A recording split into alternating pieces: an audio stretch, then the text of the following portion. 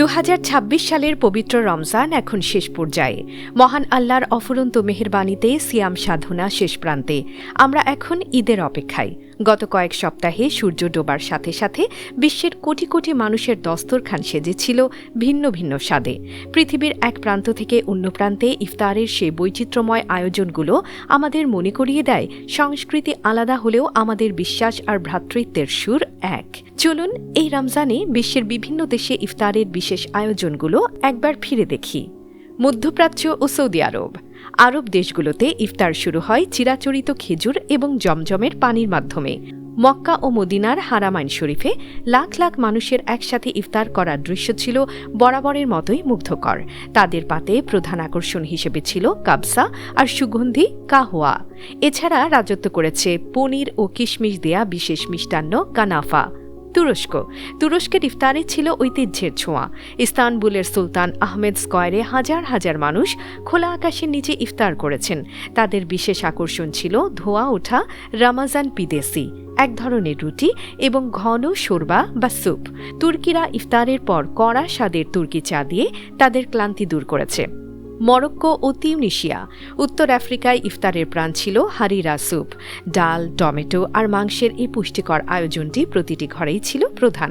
এর সাথে তারা উপভোগ করেছে তিল ও মধু দিয়ে তৈরি বিশেষ মিষ্টি সেবাকিয়া। ইন্দোনেশিয়া ও মালয়েশিয়া। দক্ষিণ পূর্ব এশিয়ায় ইফতার ছিল বেশ রঙিন। ইন্দোনেশিয়ায় এবারও ইফতার শুরু হয়েছে মিষ্টি স্বাদের কোলাক দিয়ে, কলা ও নারকেলের দুধের তৈরি। আর মালয়েশিয়ার মসজিদগুলোতে বিলানো হয়েছে ঐতিহ্যবাহী জাও ভাত বা বুবুর লাম্বুক। উপমহাদেশ বাংলাদেশ, ভারত ও পাকিস্তান। আমাদের এই অঞ্চলের ইফতার মানেই মশলাদার আর জমজমাট আয়োজন। বাংলাদেশের পেঁয়াজু, বেগুনি, চপ আর মুড়ি মাখানোর সেই পরিচিত স্বাদ এবারও ইফতারের আড্ডা জমিয়ে তুলেছিল। ভারতের দিল্লি বা হায়দ্রাবাদের অলিগলিতে হালিম আর কাবাব ছিল ভোজন রসিকদের প্রথম পছন্দ। অন্যদিকে পাকিস্তানি ইফতারের প্রধান আকর্ষণ ছিল হরেক পদের পাকোড়া এবং ফ্রুট চাট। এক গ্লাস ঠান্ডার রু আফজা যেন সবার প্রাণ জুড়িয়ে দিয়েছে। পাশ্চাত্য ও অমুসলিম দেশ।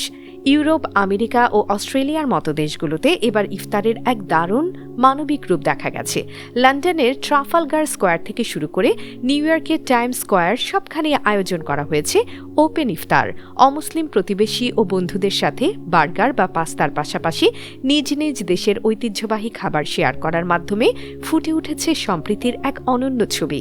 রমজান শেষ হয়ে আসছে, কিন্তু এই এক মাসের ভ্রাতৃত্ব আর সহমর্মিতার শিক্ষা যেন আমাদের সাথে থাকে সারা বছর।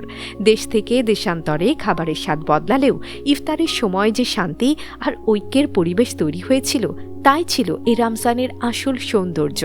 সবাইকে আগামী ঈদের শুভেচ্ছা।